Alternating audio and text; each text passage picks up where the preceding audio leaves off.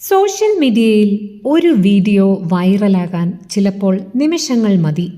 പക്ഷേ ആ വൈറലിന് പിന്നാലെ ഒരാളുടെ ജീവിതം മാറാൻ അത്ര പോലും സമയം വേണ്ട. രേണു സുധിയുടെ കാര്യത്തിൽ അതാണ് സംഭവിച്ചത്. Bigg Boss fame social media താരം രേണു സുധി ഒരഭിമുഖം, ചില തുറന്ന വാക്കുകൾ ആത്മവിശ്വാസത്തോടെ പറഞ്ഞു, എനിക്ക് എന്താണ് വേണ്ടതെന്ന് എനിക്കറിയാം എന്ന നിലപാട്.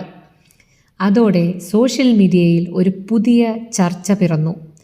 ചർച്ച മാത്രമല്ല, മാരേജ് പ്രൊപ്പോസലുകളുടെ ഒരു പ്രളയം തന്നെ. വിവാഹാഭ്യർത്ഥനകൾ, മെസ്സേജുകൾ, ഫോൺ കോളുകൾ, ഞാൻ സീരിയസ് ആണ് എന്ന് തുടങ്ങുന്ന രൂപത്തിലുള്ള കഥകൾ. രേണു സുധി തന്നെ തുറന്നു പറഞ്ഞത് ഇത് വെറും തമാശയല്ല എന്നായിരുന്നു. എല്ലാവരും എനിക്ക് പ്രൊപ്പോസ് ചെയ്യുകയാണ്, ചിലർ വളരെ മാന്യമായി, ചിലർ അത്ര മാന്യമായി അല്ല എന്നായിരുന്നു അവരുടെ പ്രതികരണം.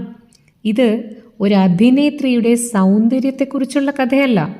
ഇത് ഒരു സ്ത്രീ തുറന്ന് സംസാരിച്ചപ്പോൾ സമൂഹം അത് എങ്ങനെ വായിക്കുന്നു എന്നതിൻ്റെ ഉദാഹരണമാണ്. വിവാഹം എന്ന വിഷയം മലയാള സമൂഹത്തിൽ എന്നും പൊതുസ്വത്താണ്. ഒരു സ്ത്രീ തൻ്റെ ജീവിതത്തെക്കുറിച്ച് സംസാരിച്ചാൽ ഉടൻ തന്നെ ഇവൾ റെഡിയാണോ എന്ന ചോദ്യം ഉയരും. അതിന് പിന്നാലെ ഞാനുണ്ടല്ലോ എന്ന സന്ദേശങ്ങളും. പക്ഷേ രേണു സുധി ഒരിടത്തും വിവാഹം വേണമെന്ന് പ്രഖ്യാപിച്ചിട്ടില്ല. അവൾ പറഞ്ഞത് ഇത്രമാത്രം, എനിക്ക് എന്ത് വേണമെന്ന് ഞാൻ തീരുമാനിക്കും. പക്ഷേ ആ വാചകം തന്നെ ചിലർക്കൊരു ക്ഷണമായിട്ട് അങ്ങ് തോന്നി.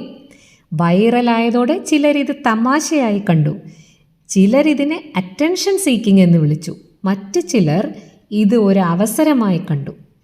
ഇവിടെ ശ്രദ്ധിക്കേണ്ടത് ഒന്നാണ്, വിവാഹാഭ്യർത്ഥന ഒരു അപരാധമല്ല. പക്ഷേ അത് അവസരം ചോദിക്കാതെ കടന്നു വരുമ്പോൾ അത് സമ്മർദ്ദമാകുന്നു. സ്ത്രീ തുറന്ന് സംസാരിച്ചാൽ അവൾ അവൈലബിൾ ആണെന്ന് കരുതുന്ന മനോഭാവമാണ് നമ്മുടെ മലയാളികൾക്കുള്ളത്. രേണു സുധിയുടെ ഈ അനുഭവം ഒരു വ്യക്തിയുടെ മാത്രം കഥമല്ല. ഇത് മലയാള സമൂഹത്തിൻ്റെ ഒരു മനോഭാവത്തിൻ്റെ പ്രതിഫലനമാണ്.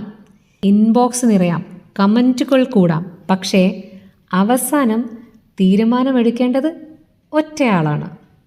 അതെ, അവൾ തന്നെയാണ് രേണു സുധി. കൂടുതൽ സിനിമാ സീരിയൽ വാർത്തകൾക്കും വിശേഷങ്ങൾക്കുമായി ചാനൽ ഫോളോ ചെയ്യുക, സബ്സ്ക്രൈബ് ചെയ്യുക, ഷെയർ ചെയ്യുക, ലൈക്ക് ചെയ്യാൻ മറക്കരുതേ.